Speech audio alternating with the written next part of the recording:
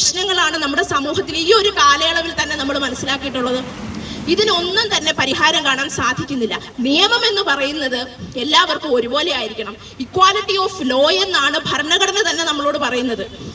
ആ equality of law എന്ന് പറയുന്നത് എല്ലാവർക്കും കൃത്യമായിട്ട് ലഭ്യമാക്കേണ്ടതുമാണ്. അത് ജാതിയുടെയോ വർണ്ണത്തിന്റെയോ വർഗത്തിന്റെയോ ലിംഗത്തിന്റെയോ ഒന്നും വേർതിരിവില്ലാതെ നിയമം എല്ലാവർക്കും സംരക്ഷിക്കാൻ കിട്ടണം.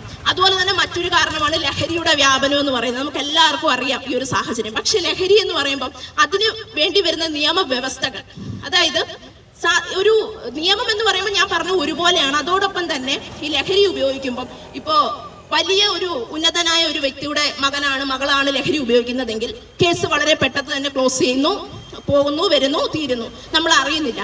ഓക്കെ, സാധാരണക്കാരൻ ചെയ്യുന്നത് തെറ്റ് തന്നെയാണ്. പക്ഷേ നിയമം എന്ന് പറയുന്നത് എല്ലായിടത്തും ഒരുപോലെ ആയിരിക്കണം. ഇക്വാലിറ്റി ഓഫ് ലോ എന്ന് പറയുന്നത് ഇന്ന് വെറും ഒരു പേപ്പർ കടലാസിൽ എഴുതി വെച്ചതുപോലെ മാത്രം നിലനിൽക്കുന്ന ഒരു സാഹചര്യമാണ് നിലവിലുള്ളത്. അപ്പൊ ഇതിലൊക്കെ മാറ്റം വരേണ്ടത് അനിവാര്യമാണ്. ഇവിടെ വന്നിരിക്കുന്ന പല സംഘടനകളും ഇതിനെതിരെയൊക്കെ ശക്തമായിട്ട് പലതരത്തിലുള്ള പ്രതിഷേധങ്ങളും പ്രകടനങ്ങളും ഒക്കെ നടത്തിയിട്ടുണ്ട്. പക്ഷേ ധനകാര്യ വകുപ്പോ അതുപോലെ തന്നെ സർക്കാരോ അതിന് വേണ്ടപ്പെട്ടവരോ ഒരു തരത്തിലുള്ള നടപടികൾ എടുക്കാനോ അതിനെതിരെ പ്രതികരിക്കാനോ ഒന്നും തന്നെ തയ്യാറാകാത്തൊരു സാഹചര്യമാണുള്ളത്. അപ്പോൾ നമ്മുടെ കാലാവസ്ഥയൊക്കെ